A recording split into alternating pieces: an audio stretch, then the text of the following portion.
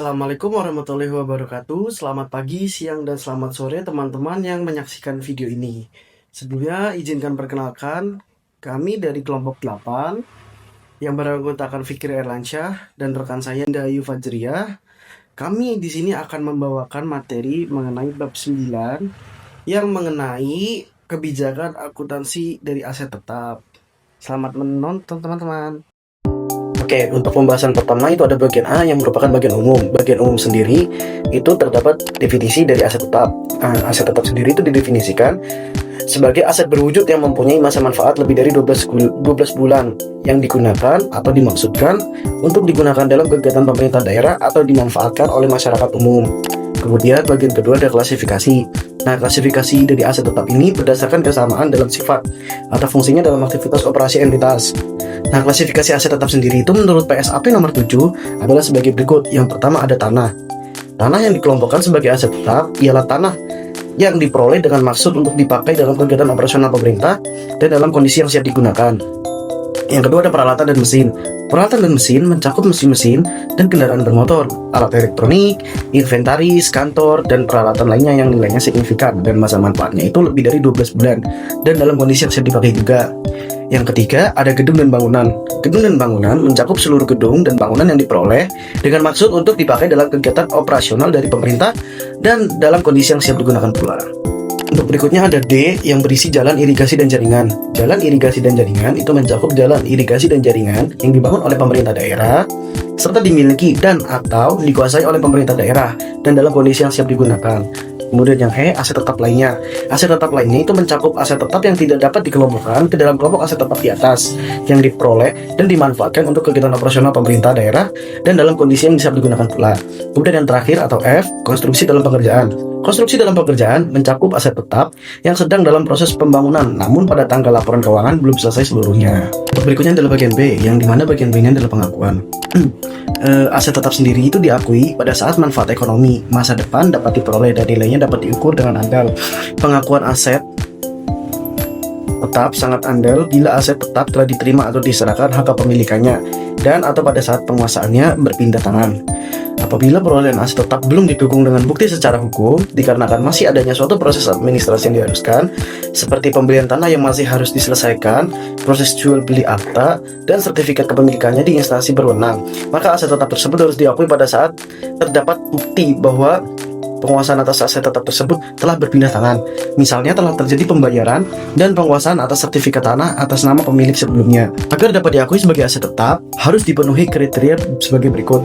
Yang pertama itu berwujud, yang kedua mempunyai masa manfaat lebih dari 12 bulan atau lebih dari 1 tahun. Kemudian yang ketiga biaya perolehan aset dapat diukur secara andal.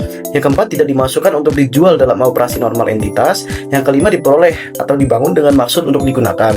Yang keenam merupakan objek pemeliharaan atau memerlukan biaya atau ongkos untuk dipelihara. Yang ketujuh, nilai rupiah pembelian barang material atau pengeluaran untuk pembelian barang tersebut memenuhi batasan minimal kapitalisasi aset tetap yang telah ditetapkan.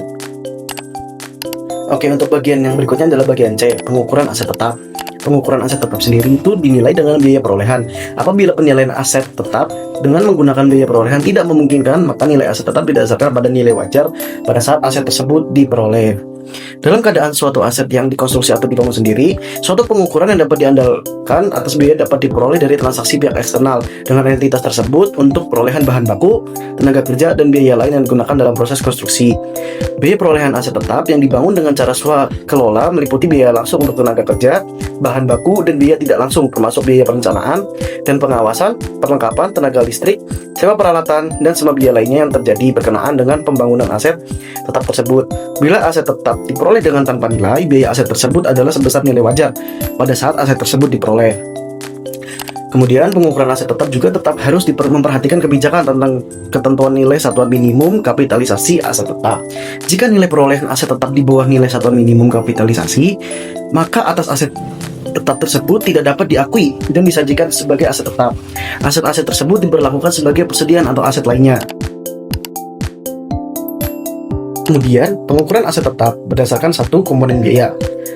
Biaya perolehan suatu aset tetap terdiri dari harga belinya atau konstruksinya, termasuk biaya impor dan setiap biaya yang diatribusikan secara langsung dalam membawa aset tersebut ke kondisi yang membuat aset tersebut dapat bekerja untuk penggunaan yang dimaksudkan.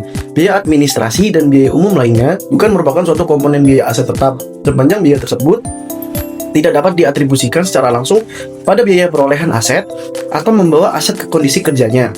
Demikian pula biaya permulaan atau startup cost dan praproduksi serupa tidak merupakan bagian biaya suatu aset kecuali biaya tersebut perlu untuk membawa aset ke kondisi kerjanya. Setiap potongan pembelian dan rabat dikurangkan dari harga pembeliannya. Oke, kemudian pengukuran aset tetap berdasarkan konstruksi dalam pengerjaannya. Jika penyelesaian pengerjaan suatu aset tetap melebihi dan atau melewati satu periode tahun anggaran, maka aset tetap yang belum selesai tersebut digolongkan dan dilaporkan sebagai konstruksi dalam pengerjaan sampai dengan aset tersebut selesai dan siap untuk digunakan. Kemudian pengukuran aset tetap terhadap perolehan secara gabungan. Biaya perolehan dari masing-masing aset tetap yang diperoleh secara gabungan ditentukan dengan mengalokasikan harga gabungan tersebut berdasarkan perbandingan nilai wajar masing-masing aset yang bersangkutan. Oke, untuk berikutnya adalah pengukuran aset tetap berdasarkan pertukaran aset. Suatu aset tetap dapat diperoleh melalui pertukaran atau pertukaran sebagian aset tetap yang tidak serupa atau aset lainnya. Biaya dari pos semacam itu diukur berdasarkan nilai wajar aset yang diperolehnya. Itu nilai ekuivalen atas nilai tercatat aset yang dilepas setelah disesuaikan dengan jumlah setiap kas atau setara kas dan kewajiban lain yang ditransfer atau diserahkan. Suatu aset tetap dapat diperoleh melalui pertukaran atas suatu aset yang serupa yang memiliki manfaat yang serupa dan memiliki nilai wajar yang serupa pula. Suatu aset tetap juga dapat dilepas dalam pertukaran dengan pemilikan aset yang serupa. Dalam keadaan tersebut, tidak ada keuntungan dan kerugian yang diakui dalam transaksi ini. Biaya aset yang baru diperoleh dicatat sebesar nilai tercatat atau carrying amount atas dasar yang dilepas.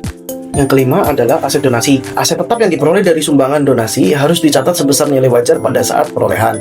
Perolehan aset tetap dari donasi itu diakui sebagai pendapatan dari operasional. Kemudian yang keenam, pengukuran aset tetap berdasarkan pengeluaran setelah perolehan. Pengeluaran setelah perolehan awal suatu aset tetap yang memperpanjang masa manfaat atau yang kemungkinan besar memberi manfaat ekonomi di masa yang akan datang dalam bentuk kapasitas untuk produksi atau peningkatan standar kinerja harus ditambahkan pada nilai tercatat aset yang bersangkutan. Kemudian, kriteria pada seperti paragraf di atas atau suatu batasan jumlah biaya capitalization threshold tertentu digunakan dalam tentuan apakah suatu pengeluaran harus dikapitalisasi atau tidak. Berikut ini adalah batasan jumlah biaya untuk penentuan kapitalisasi.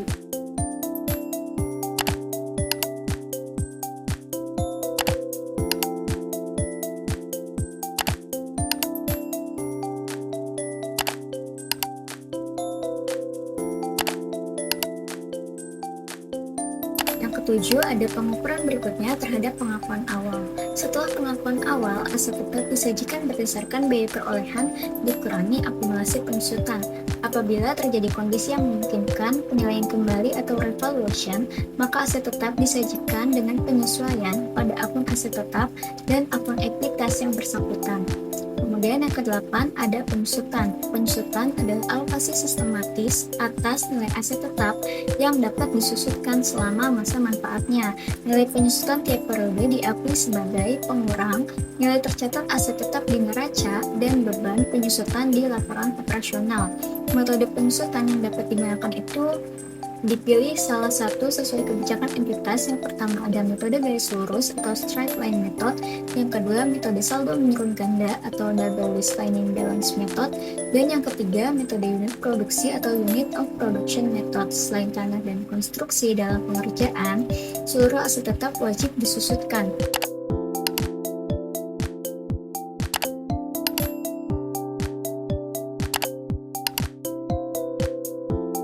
Yang ke-9 ada aset bersejarah. Aset bersejarah tidak disajikan dengan nilai moneter di neraca, melainkan hanya dicantumkan dalam catatan atas laporan keuangan atau CALK. Dalam unit satuan, misalnya jumlah koleksi atau jumlah monumen. Seluruh biaya perolehan, konstruksi, peningkatan, atau rekonstruksi aset bersejarah langsung dibebankan pada laporan operasional di tahun terjadinya pengeluaran. Ke-10 ada penghentian dan pelepasan aset tetap, dieliminasi dari neraca apabila dilepaskan, seperti dijual, dihibahkan, dan sebagainya, atau dihentikan secara permanen dan tidak lagi memiliki manfaat ekonomi di masa depan. Ketentuan tambahan, aset yang dihentikan atau dilepas harus diungkapkan dalam CALK. Aset yang dihentikan dari penggunaan aktif namun belum dilepaskan tidak lagi memenuhi definisi aset tetap dan harus dipindahkan ke pos aset lainnya sesuai nilai tercatatnya. Yang Yang selanjutnya ada penyajian. Aset tetap disajikan sebagai bagian dari kelompok aset dalam neraca pemerintah daerah dengan susunan sebagai berikut.